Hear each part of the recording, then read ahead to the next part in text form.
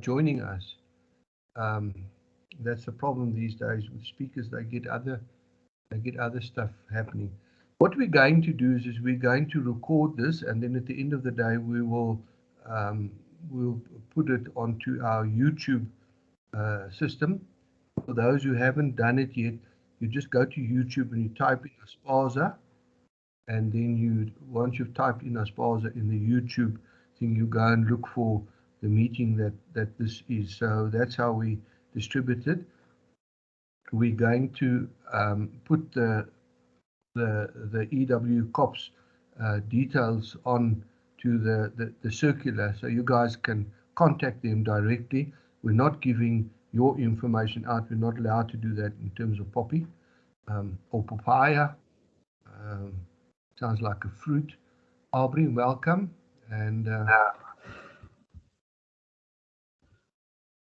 so that's roughly it. Okay, so what I'm going to do is um, I'm going to kick off. Evert, you're going to tell us if you guys are ready, because you said you would like to do some talking at this thing. Okay, the first thing we normally do is to make sure that everybody understands that there's no collusion taking place at these Aspasa meetings. And as I normally say, if you have a problem with it, you stick your hand up, or you click in and you say, I do not agree with the collusion, it's collusion, and then you can leave the meeting, click out and go. Because it's recorded, we can prove afterwards if there was collusion. So we don't want to be caught out on that one. So that's a very crucial one in this type of work that we do. And we've never been caught out as Aspasa. So we've been very fortunate. We are very touchy about it. And then, of course, the code of conduct, it's in the agenda. And then maybe just shortly, the general rules for Microsoft Teams. And I think that's the thing. If you're not talking, you're not participating, click out, don't show us your face. Put off your mic. No, it's quite embarrassing when you leave your mic on and we hear the haridas or the dogs barking or the children fighting. Then it's very embarrassing. So it upsets the speakers. So those are just a few golden rules. I think all of you have gone through these rules these days. And we tend to use Teams rather than the other one, Zoom. I went into a meeting last week in Zoom, and it was a disaster. But Teams just works better. Anneke is very in control of what happens.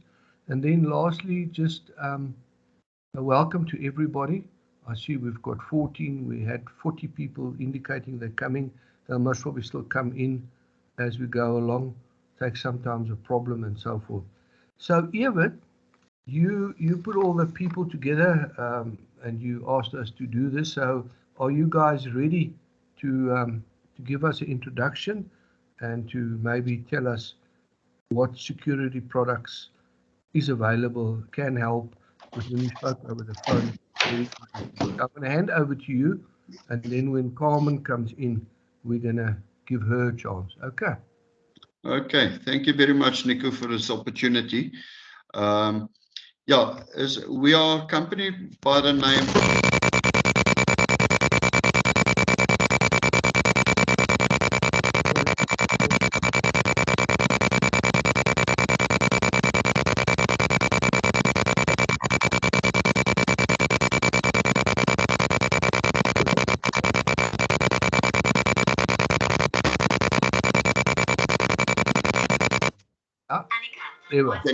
Can you hear me? We can hear you, but as soon as you put your face up, there's a noise. Thanks. Okay, all right. Let me just take my face off. Okay.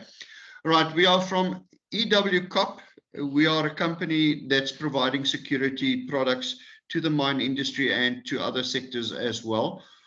So what we do is basically we've got 29 products that gives us total control of products that's getting stolen on mines, especially like cables or anything like that that's lying around, laptops in offices. So what we have is a number of tags that we use that gives you early warning signals.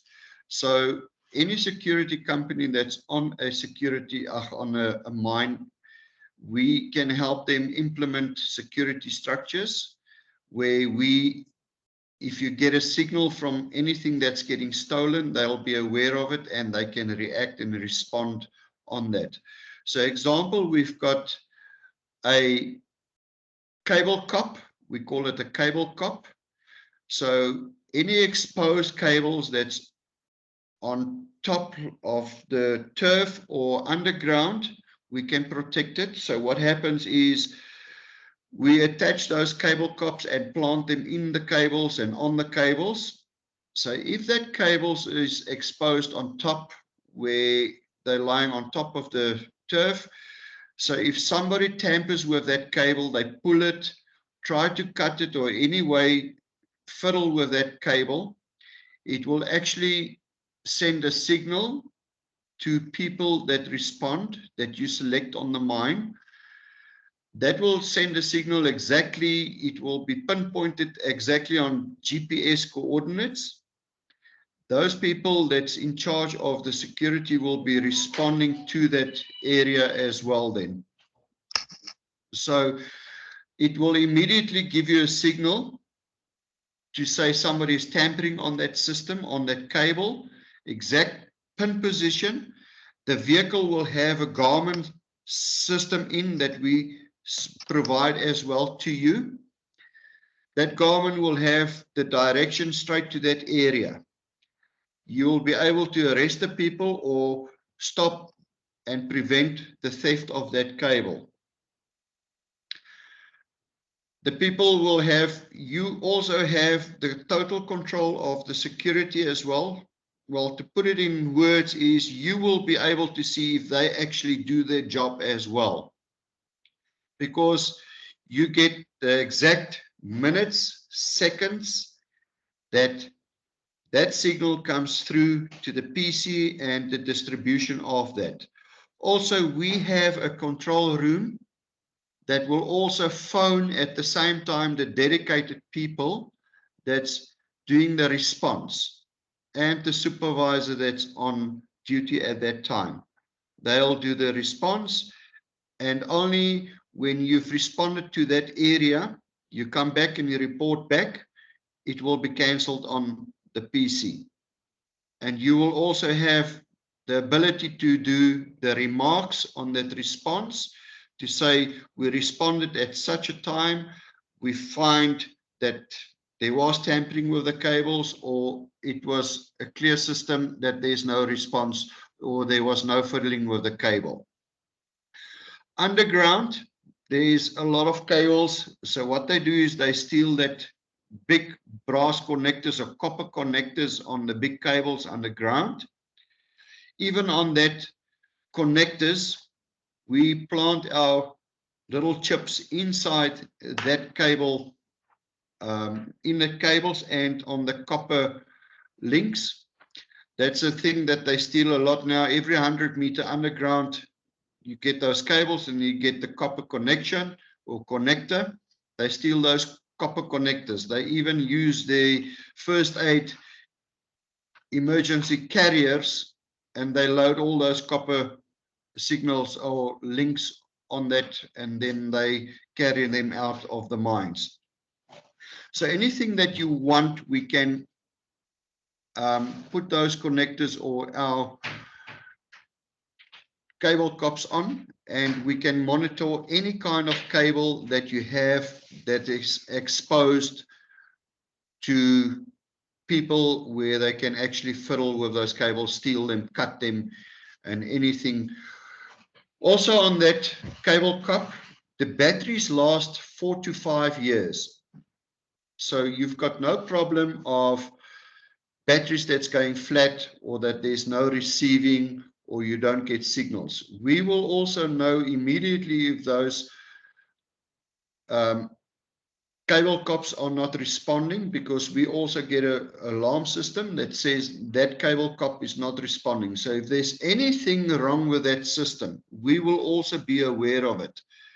We control that system for you for the first 3 months, where we are helping you to monitor set up your control room, and you will be able to implement your own security and control those things. We also got a command COP. We call it a command COP that we also supply. It's in not a PC, but it's also a little computer that's in a square little box.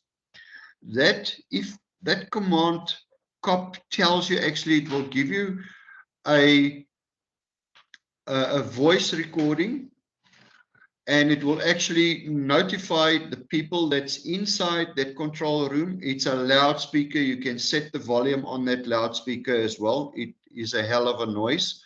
So until that person responds, it will actually give you a warning to say, respond, respond, respond, and it will talk to you. That command COP will talk to you to say, this cable in that area must be responded to.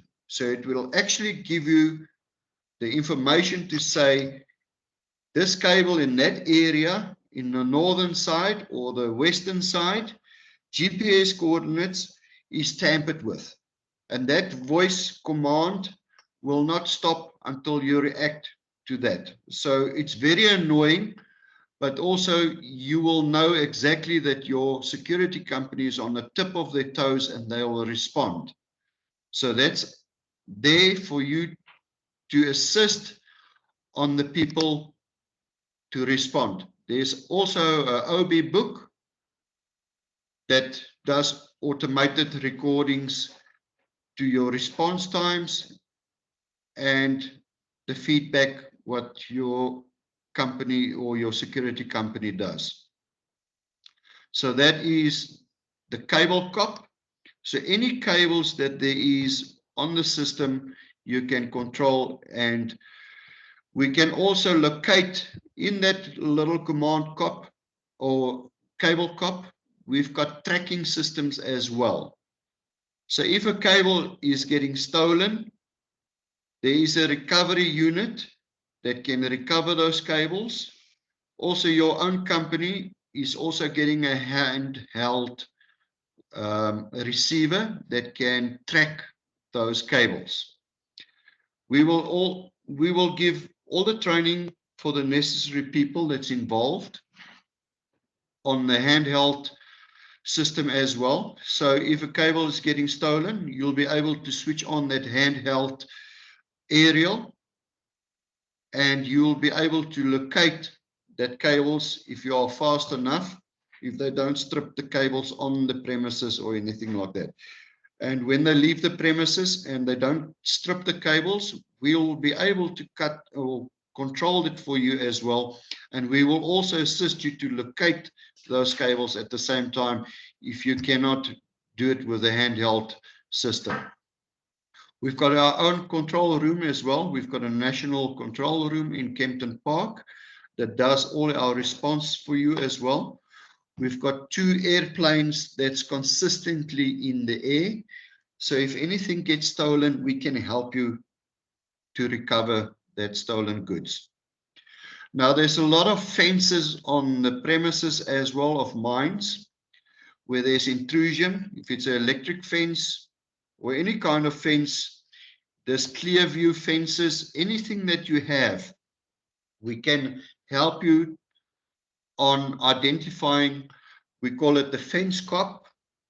That is a fence COP, that if there's intrusion in an area, you get some mines that lines are kilometers long.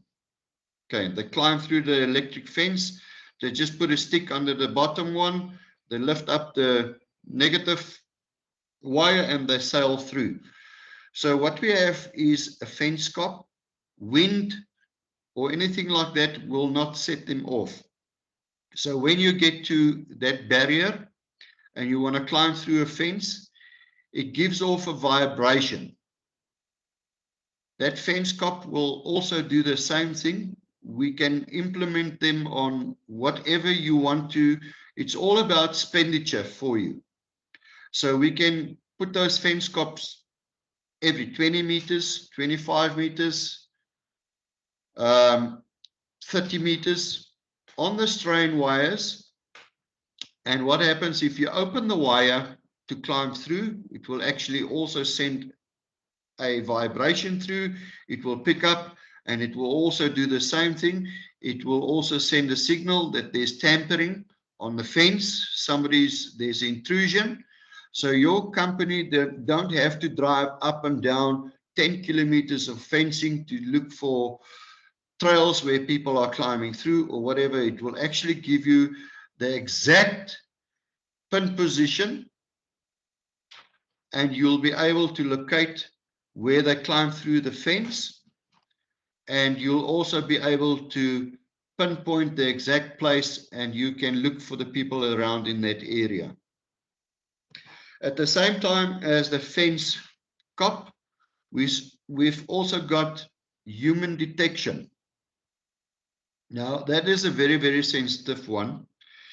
We can pick up people up to about 1.5 kilometers line of sight. So some mines are on game reserves where they do a lot of poaching, or they simply live on those farms and you don't find them or anything like that. There's a lot of mines who's got pumps in the areas. They've got electrical boxes in the area. So those are the things that they target on the open mines where they've got pumps or electrical boxes. So we have got those human detection systems where we pick up any phone detection.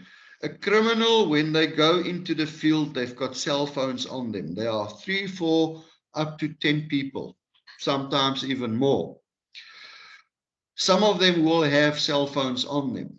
So our cell phone detection will pick up any G2, 3, up to G5 phones in that area. Unfortunately, you will not be able to pick up the phone numbers, but you will know in that area.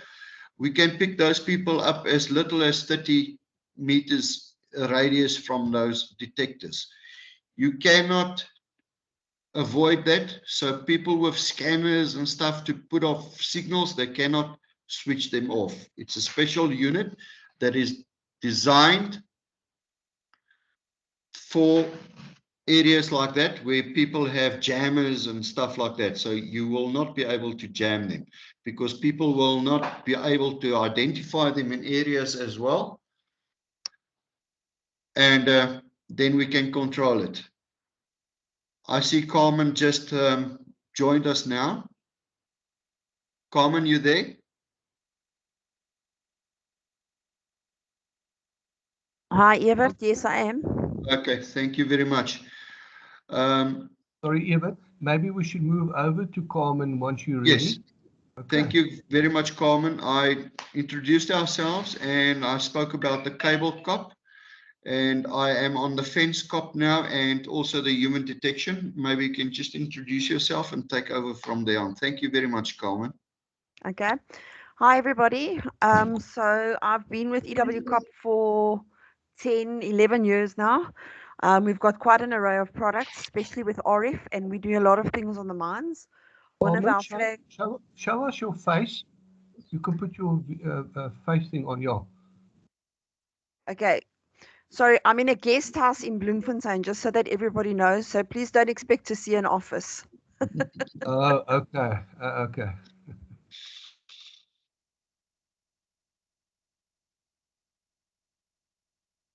Okay, can I ask if they can give me access so that I can maybe just share my screen as well, please?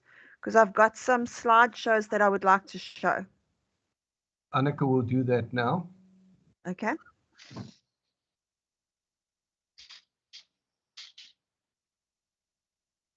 You can see your face. You can see my face. Okay. So I just need to share screen. Can everybody see my screen at the moment? Carmen, just have a look now if you've got access. I can see it. Perfect. There we are. There we are. You want to go Okay, to presentation mode? Okay, so everybody can see the presentation that I've got on. So basically, I'm going to be just touching on what Evert was talking about, the fence cop. So the fence cop is a product that we've got, and when we say fence cop, it can be in many different forms. So we can look after clear view fence, we can look after barbed wire, diamond mesh, game view fence, any type of fence we can actually look after. There's different applications that the fence cop is used in. It's used in for strain wires, as well as on your clear view fence for office parks and those type of things. The fence cop is one of the family of the cable cop. So it works on the same kind of principle where it listens for sound. As soon as it hears sound for longer, so you can set it on sensitive, most sensitive, or least sensitive. So it listens from 1 second to 20 seconds for any sound. And when I say sound, I'm talking about vibration. As soon as it gets that, it sends off an alarm. It says someone's trying to get in. It'll send through to your control room to notify them that there is someone getting in. I know that Evert did talk about you can pick up on the vibration, just so that you know that each tag has got an individual number, and that number is linked to, then you can name it into different zones. So you could split a fence up into 20 different zones, and you would know exactly which tag is going off based on the description that you've given the person that's doing the installation. Let me quickly run through the slide. So there you'll see it says the fence cop is fitted onto a perimeter fence for the notification of perpetrators climbing, crossing fences, or underdeck. The reason that we do it on the fence on the perimeter is we want early warning, because you don't want the guy to get into the mine to be able to cause any damage. You want to get the warning before they get into it. Okay, so we install it onto the fence because your fence is your lowest cost, if I can say, for the mines. And I know that some of the fences can be very expensive, but if you base it on the fact of your production standing still, I think a fence comes in at a lower cost. So here are some of the pictures that we've got of fences that have been cut. And then you can see here, it says our early warning alarm RFID is a protection solution. So we can do concrete palisades, mesh wire fence, farm fences, diamond mesh, concrete precast, electric fences. Typically on most of the fences, the furthest we go is 30 meters. We don't go further than that. And the reason for that is that you want to be able to get a good coverage. So there's your different types of fence that we look after. We're going to give you some examples of damaged fences. So there you can see how a fence is damaged, that they would get in, and you would typically then get an alarm to notify you of someone trying to get in through the fence. Sorry, I'm just going to run through this slideshow very quickly. Okay, so on our fences as well, just so that you understand it, if you had a part of a fence where there was a brick wall, we would put something up that's called a strain wire. So a strain wire is exactly what it's a fence cop, but it just has wire on it. Again, it's just so that you can pick up that vibration. So if they try to climb over a brick wall, you would be able to get that vibration coming through, and you would still be able to know that there is someone coming in. Same as what we do with the clear view fence and your barbed wires and those type of things. We've got where we can put an underdig on. So if they try to climb under the fence, again, you'll get an alarm because they're going to start digging on the ground. You're going to pick up a vibration and it'll come through to you to say to you someone's trying to get through on the fence. So it also alerts on cutting. And there's numerous ways on installing this fence tag. It's not just that you have to install it on one specific way. So we actually accommodate on what the client's fence looks like, and based on that is how the installation is then done. Here you can see we actually put it on an end cap. So, and then we actually paint the end cap so that it covers, and you won't see that it's a different color to the rest of the fence. So nobody would know that there is something in there. So the solution is lightning safe. We don't have any issues with that. Then we've got the e-fence tag as well, which gives you voltage. So any voltage that drops, you'll get the notification to say that your voltage has dropped, as well as once your voltage has dropped, the tag will then become a fence tag. So you'll still be able to pick up on vibration as well. So it's not just giving you a notification of the alarm for the voltage that's dropped, it's also giving you a notification if someone tries to cut the fence.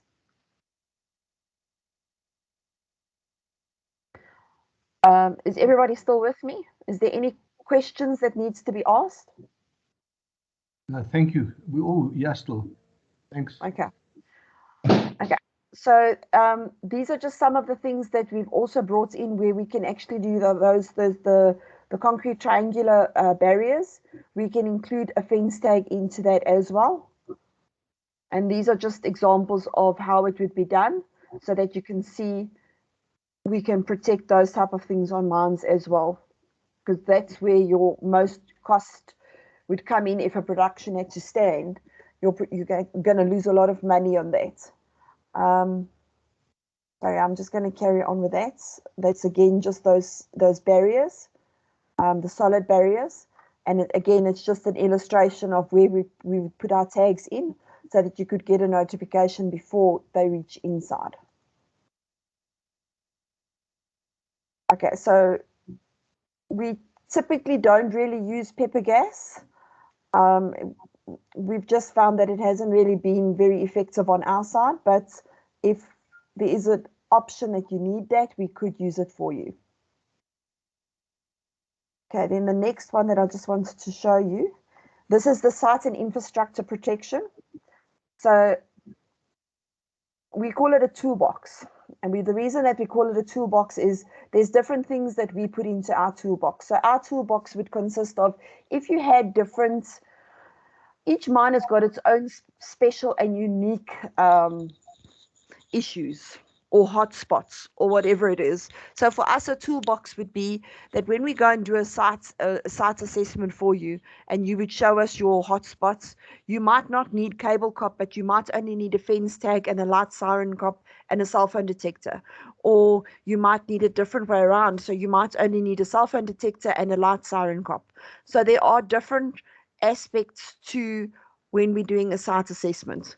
And based on that, if you showed us your hotspots, we would be able to then identify what would be needed for your toolbox on your mine.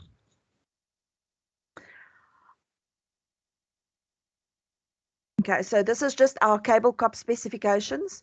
So it just says that it's an IP65 sealed and rugged device, it's long range module, and then it gives you alerts, and the battery life, the lasting of the battery life is 3 to 4 years, and the range that you can pick up on is 20 meters up to 15 kilometers, even further depending on line of sight. So when we say line of sight, it would need to read up to the base station. That's why one of the crucial things on any of our mines that we do is a site assessment. And the reason for that is our technicians need to pick up on how far a base station can pick up. So the base station is the main brain of all of the RF products, and that would be put up on your highest point. So it would give you the most coverage. A base station typically can pick up anything from 30 to 40 kilometers, clear line of sight. Some of our sites need more base stations because of, obviously, with RF, you are looking at buildings, you're looking at mine dumps, you're looking at different things. And that's why, again, site assessment is a major and it's a crucial part of this whole toolbox, if you want to call it that. Here we've just got some examples of, like, on rail tracks, on rail sides, where we've actually put in different types of protection, and specifically the cable cop. And again, we talk about all the different cops, but they're based more or less all on the same tag. They're just in different applications. So here you can see, again, it's on a rail side where we've put in some tags onto cables and cable joints so that we can assist with cable theft. Again, here you can see we put in a cable copper right on the top of the rail track. Again, theft of cables is rife everywhere in the whole country. Okay, so again, there you can see we've put in some things here. So there's more cable cops. We've put lock cops on as well. A lock cop is something that is a lock that goes onto a device, and it'll only be opened with an SMS or with a tag.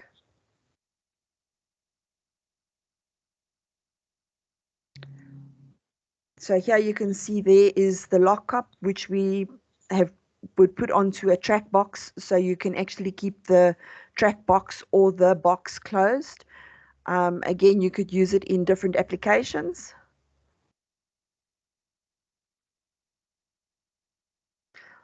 Sorry, I'm just showing you the slideshows of all the stuff of everywhere that we've actually protected with cable, either be cable cop, it'll be fence tag, it'll be a lock cop, it'll be something that we have got, or even your beams. So here you can see that we've got it on around a perimeter fence.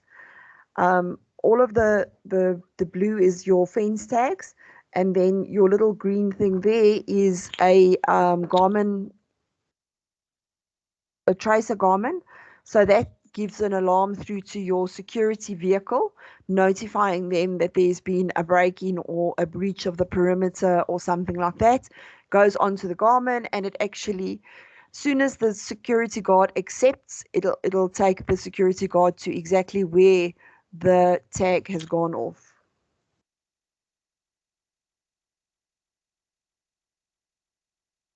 So again, different examples of how they break in. Here you can see they actually broke through the wall. Again, you would be able to put a fence tag or a cable cop or something like that onto it, where you would get an alert if they came in. Over here, you would see that is a base station. So you can actually see that it's not really a very big thing, and it's not going to be intrusive on anything. Again, we would put it at the highest point on a building to be able to get the most coverage. So this whole thing is basically just to show you that the different types of applications that you could use the different tags in. We also do something that we call a spider cop. So a spider cop again is a fence tag or a cable cop that's put into the ground, and we've got 8 tentacles that run out of it, hence the word spider cop. It'll then pick up on any vibration, any digging that is around a hole or around something that you're trying to protect, i.e. cables and those type of things. Here you could see this is the typical example there. You can see there that is a thing of a strain wire. So that's how a strain wire would be put in. It would be either put onto a fence or it would be put onto under dig. So if they try to dig through or under the fence, you would get an alarm. Again, just more examples of the spider cop as well as the strain wire. And here you can see we've actually had base stations on pylons. So just to show you that the electricity or the frequency around it would not affect our base stations. This is typically pictures in Swaziland, where we've actually done a complete coverage of all of their cables as well, where they also have a lot of theft. Manhole covers that also get stolen. There again, we can assist. We would be again put the cable cop on the inside of it. And the reason for this is as soon as there's any tampering, so i.e. as soon as that's lifted, your tag would send an immediate notification through to the base station notifying that there's been a tamper. This is one of the cable racks that run for Sasol. Not cable racks, the conveyor belt, sorry, that we do a protection for Sasol. And they have a lot of issues where the guys come in and they literally break the conveyor belt to get 1 or 2 buckets of coal, and then production stands still. So what we've done for them is we've put up the fence cops, the cable cop, cell cop, and the light siren cop. So a light siren cop triggers on any tag notification or cell phone notification. It is then a 200-meter strobe light with a siren that goes off. And again, everything that we do, we try and do as an early warning so that the guys don't get into ruin or to cut cable or to break a conveyor belt, or so we want the production to carry on. So everything that we do is early warning. You'll always see that it'll be on the perimeter that we try and do it so that we can get that early warning before they get into the mines to actually break anything. There you can see we've got the cell phone detectors up. So your cell phone detector, how that works, we call it a cell phone detector, but it's a human presence detector. So what that does is it gives you a 1.5 kilometer radius, omnidirectional. However, you can set it up directional. So that means you can set it up at a certain degree. So you can go from 40 degrees to 80 degrees to 90 degrees, and you can do it directional or omnidirectional. So if you had a long conveyor belt that was running and you wanted it to be directional, we could cover the complete conveyor belt and not do any, so not omnidirectional, but directional. Just something to bear in mind on that is if you set it up for argument's sake, 50 meters facing forward in a directional way, it's still going to pick up behind it as well. It'll pick up about, and I'm talking under correction, I think it'll pick up at about 25 meters, so half of what it would pick up in the front. We've also started now to put in into your electric brass connectors. We've also started to put tags into that, and even if the tag is stolen off of the premises, you would still be able to recover on your handheld reader. So anything that's stolen that's in coverage of a base station, you would still be able to recover on a handheld reader. As long as, like Everett was saying, as long as they don't strip the cable on the mine and then strip the tag with it. If they take something and there's a tag in it, you will be able to recover on it. We've done a few recoveries with regards to Sasol where batteries that were underground were taken out. And here we've got to the next one. So batteries from underground were taken out and we recovered the batteries at someone's house and in turn then actually arrested one of the Sasol employees that were stealing batteries and selling it to people around in the informal settlements. So this is just to show you that we can protect batteries as well. Okay, so sorry, this is just something else that's got nothing to do. So here's the Garmin that I was talking to you about, the Garmin tactical display. There you can see you would get your alarms. So you can do a dispatcher or you can do a job management. You could dispatch it out to go and have a look at some place. If you needed them to go and check the fence, they would still be able to do that. But they will also get the alarm notifications to notify them that there is a problem on a specific portion or anything like that. So are there any questions so far?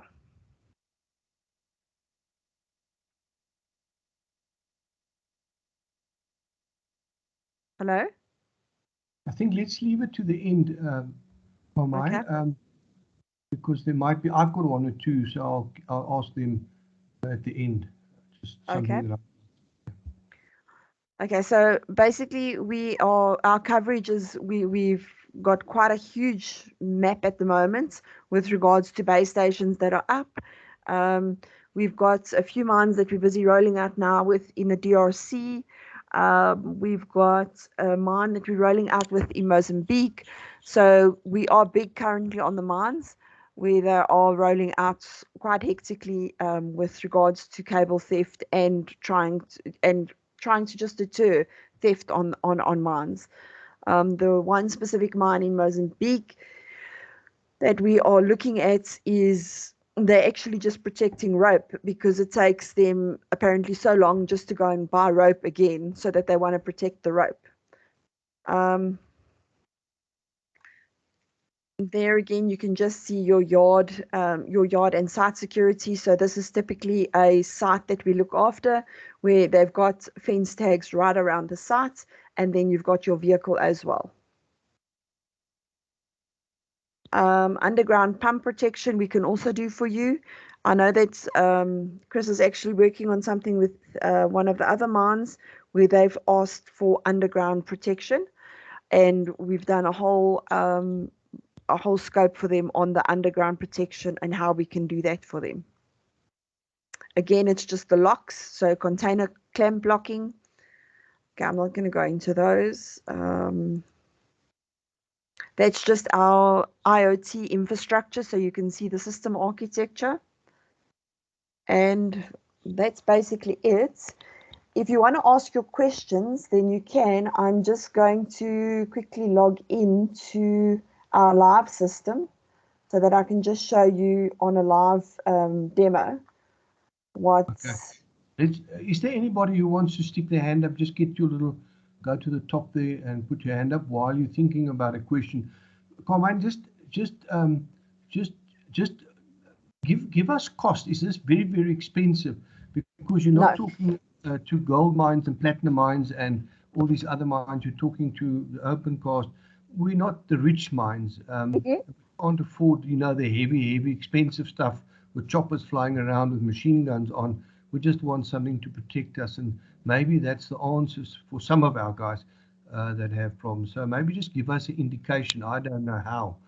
Okay, so an indication on what your costing on costing is, and please just bear in mind that I'm giving you individual costing, and when I say individual costing, I'm giving you a cost of a unit.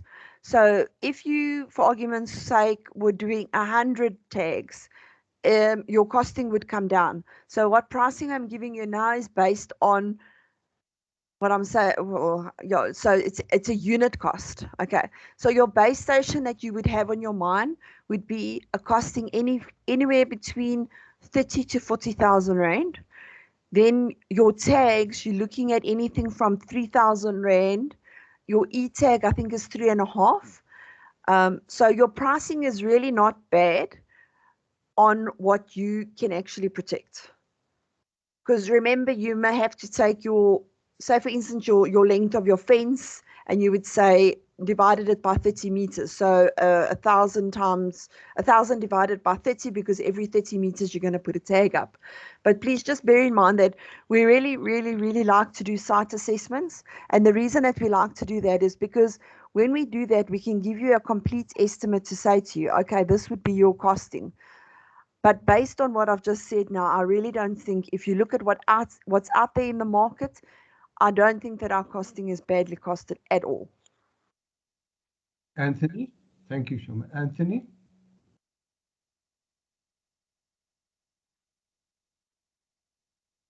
Carmen, yes, good morning. Thank you. You mentioned the cost, or just the basic cost of the equipment. Is there a service fee that goes with it? How do you once it's installed, what comes after that?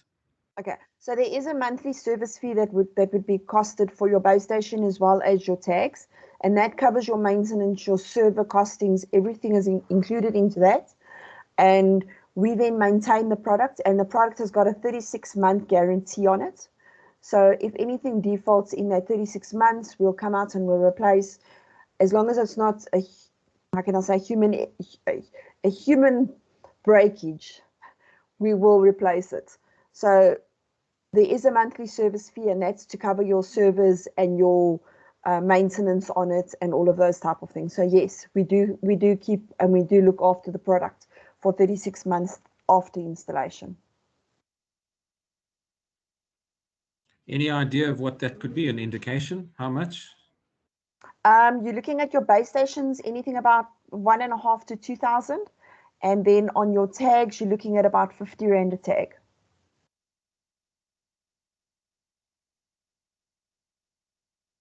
Thank you. Thanks, Carmen. Any other questions? All that I just want to ask, I mean, we've got some very clever people on this meeting that we've got now. I mean, Jeremy and these guys will tell you that if they steal your cables, you stand most probably, I don't know, 2 days, 3 days, 6 days. And if you work it out what it costs to try and repair and get back to production, then it could be quite cheaper to put systems like this in. I'm not sure. Maybe we should just get some comments. I always say people don't measure the standing time. People measure, oh, this is expensive. So maybe some input from the real industry guys, and if they've had examples where they were down for a few days to get cables and get it all running again. Anthony, you still hand up. Okay. Yeah, Nico, look, I mean, we all know your downtime is your big cost. It's, for a piece of cable for 10,000 Rand can cost you hundreds of thousands of lost production. So one has to look at it over the longer term, and obviously the capital outlay is what we're interested in initially, but yeah, it can save you a lot of money in the long run. There's no doubt about it. Okay, so basically, for argument's sake, with Sasol, and I'm going to use them as an example because I think that's one of the like I said, our flagships of installations. We protect quite a big portion of their cable rack, and they were having where their cable rack was standing a lot, specifically through the winter periods, because the specific cable rack that I'm talking about is based out in Secunda. So during the winter periods, the guys were coming through and literally breaking our cable rack for 2 or 3 buckets of coal. And then we started to protect it, and that production kept running due to the fact that we had the protection up. So I think we saved quite a bit there, and I can actually send you through some examples that we've done of costing. So we actually asked Sasol, can they please give us a little bit of a costing analysis of what we saved on them? So I could send that stuff through to you. We do have some documentation on that.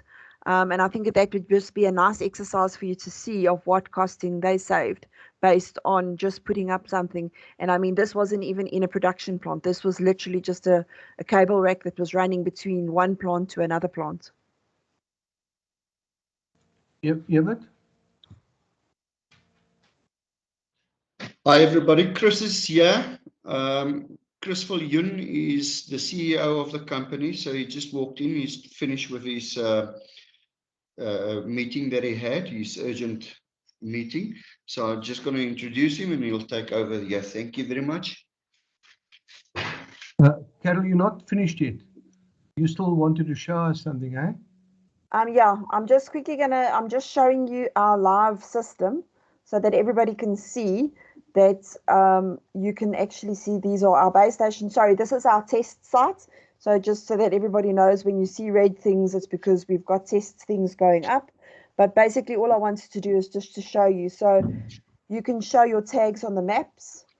I just want to go to the next one where you can show vehicles on map.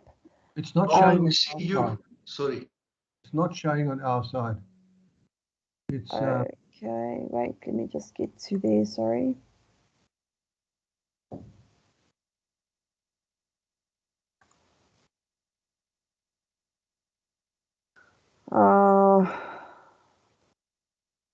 Sorry. Let me just get to there. So you're in Bloemfontein. It takes quite a while to get to.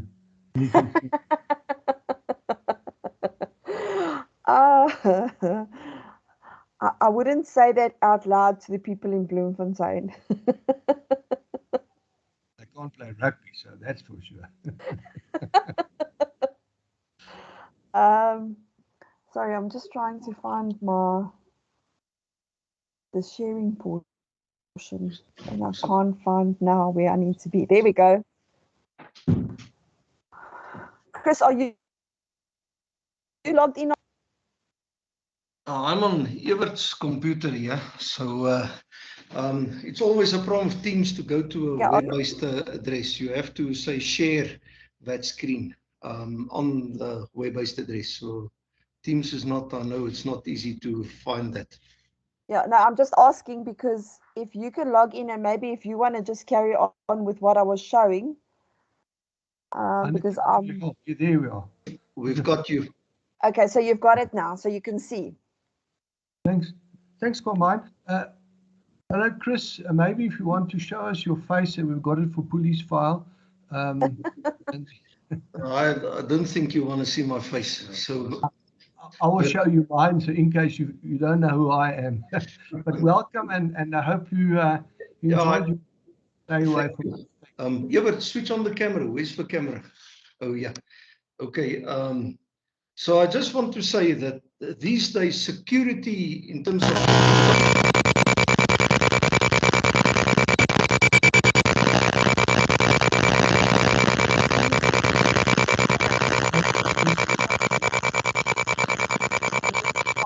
So you're going to have to anyway, his camera's got something. We should get some electronic people to look at his camera. Every time he puts his on, it makes that awful noise. And he can just drop his hand too, Evan.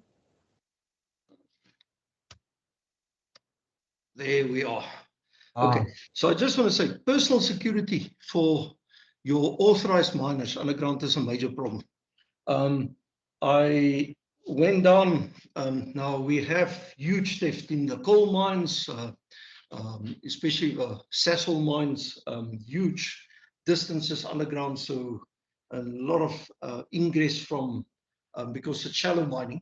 But nowadays in our gold and platinum mines, even deep, this was 800 meters underground, but they come in through other mines where all the tunnels were filled with the tailings.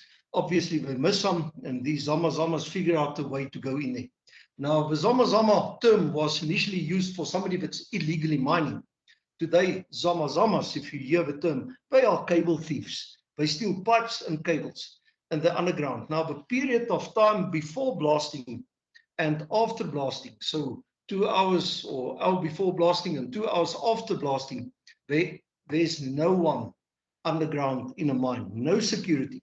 And those people are then absolutely vandalizing that mine. They are breaking cables off roofs. They are stripping whatever they can find because, they don't care about that regulation. So during those times, it's when our technology is really working. So we get the alerts. It will release. We've got the number of products called the bomb cop marking technology. We paint them yellow and green. We lock them in the winch haulages and in the stopes. We've got doors that lock. We lock them and hold them there because it will take mine security 4 hours to reach that. I walked myself 15 kilometers because there were no electricity down in dark tunnels on Friday a week ago. So we have all the technology to secure those people are captured and arrested. So these days, it's more of not cable theft, but it's how to catch all these illegal Zamazamas underground. And there are hundreds. They are not small. The one security guy that walked with me was his first day back on the job. He was shot 4 times last year when he came across a group of them, and he killed 2, and his name was Alex, and they shot him 4 times. So it was the first day back on the job, and I saw he's nervous.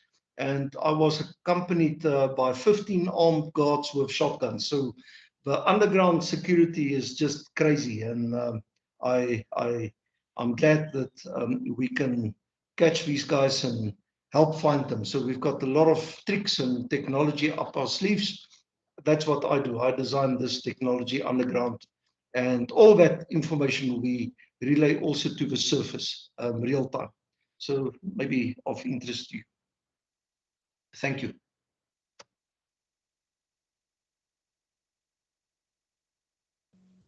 Thanks, Chris. Yes, I saw over the weekend somewhere that there was a huge fight in the Free State. And thanks for joining us and giving us that. Just want to remind you that we are above ground, and most probably we have different types of Zamazamas. They drive big BMWs and they just come and take over places. So that's also a problem that we have. And just for interest's sake, aggregate and sand that Aspasa started off as, we've got a whole lot of other mines these days.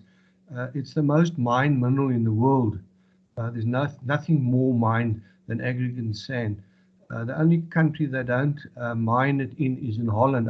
If you dig a hole there, you sink the whole bloody island, whatever they call the place. So the biggest mining house in the world is Lafarge Holcim. It's not Anglo. So just for interest's sake, who we are, it's quite a substantial industry running from Phalaborwa all the way down to Cape Town. So we are just on the lighter side trying to get a mining license to mine away that stupid mountain down in the Cape, so those people can have a sea view. That blocks their sea view. Sorry, that's just on the lighter side.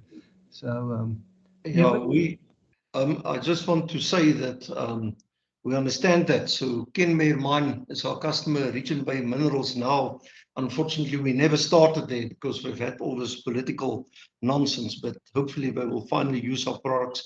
But the cables, your cable and the cable connectors is a major problem on the open pit mining or on these wet sand, wet mining. And then, of course, pipes, especially pipe theft is out of proportions now. They take those plastic pipes and they chop it up in small plasticides, and they sell the bloody plasticides for next to nothing. And then the Zamazamas, often above ground, we call contractors, because they create jobs for themselves. So we will, that's where our products will come in very handy to stop that theft and identify them. And yeah, that's what we do. Chris, just something that I think I spoke to Evert about, and maybe just share it with the guys in the meeting now, is we often have, of course, the trucks move aggregate, that's small pieces of rock, which we call aggregate. They move that, and some of them get hijacked. Some of them have half a load dumped at a buddy's house and the other half at the client's. Can one put something in that looks like aggregate? Carmen, there was a document I did for when they had to do this coal transport for the old BHP bulletin stockpiles. Do you have a document, that Word document? Okay, but what happens now often is they duplicate your truck. So they've got the guy at your offloading site, and they've got another guy at the loading site, and they talk to one another by WhatsApp or walkie-talkies or phones, and they know that truck has now reached the offloading site. They will send an exactly same number plate, same markings, a duplicated truck, a fake truck, and they will load the goods and disappear because security will allow them. So we fit our RF tags similar to the ones we fit on cables and pipes.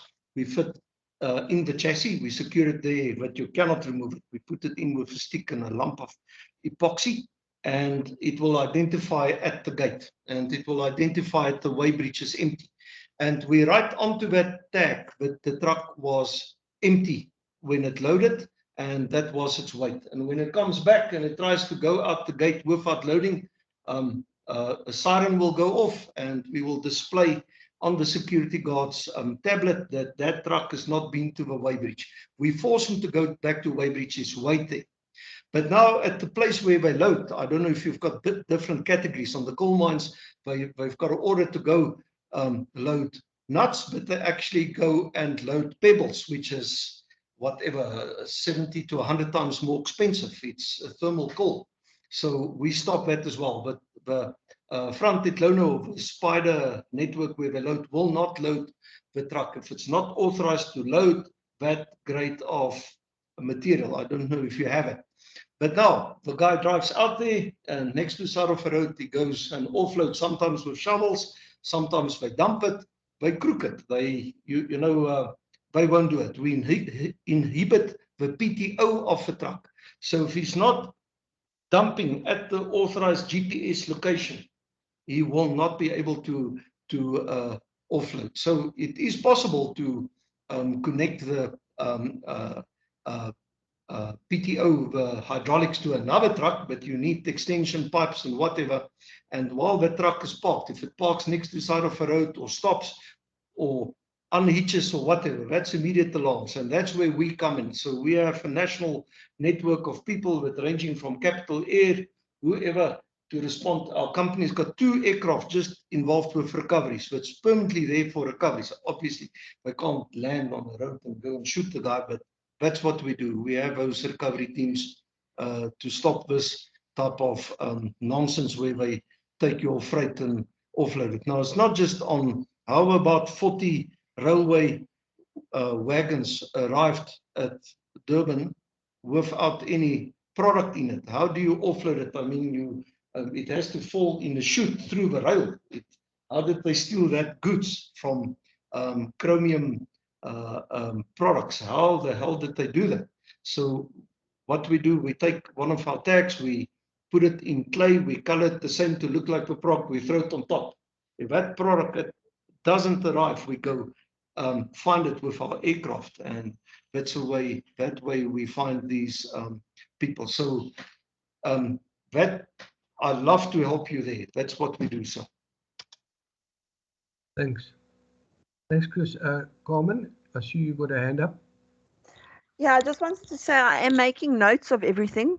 So what I'll do is, as soon as I'll put together an email and I'll send through all the documentation so that you can then just distribute it to everybody that's on the meeting, so that everybody can go through it at their time.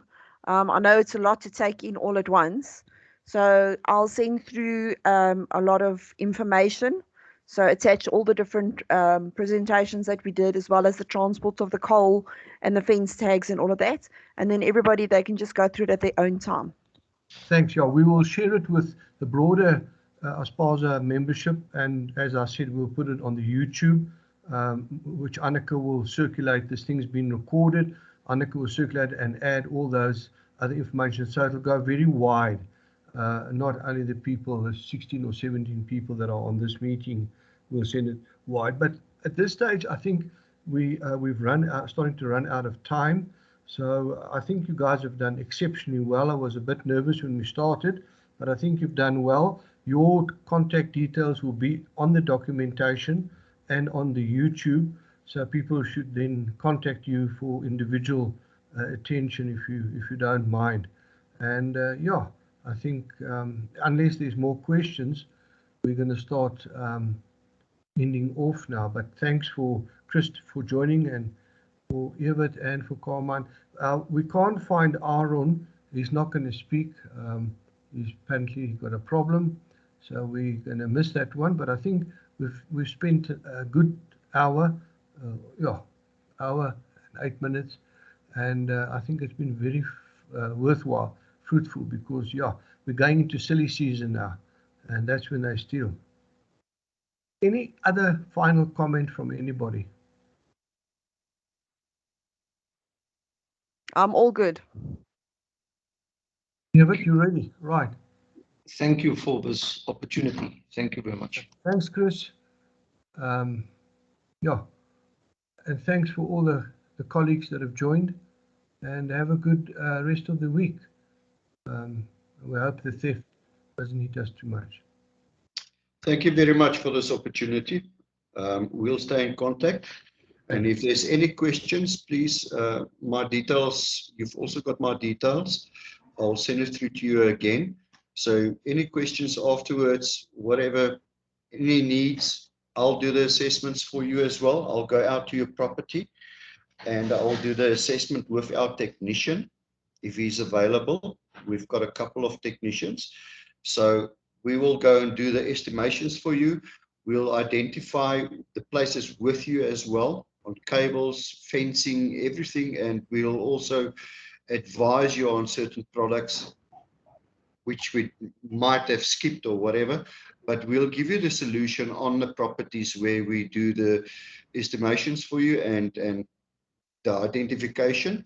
And we'll show you on that premises. I'll take a few things with me as well to give you a physical explanation or show you how it actually works. Then you will also have a good idea how this product is going to help you on the mine for prevention of theft.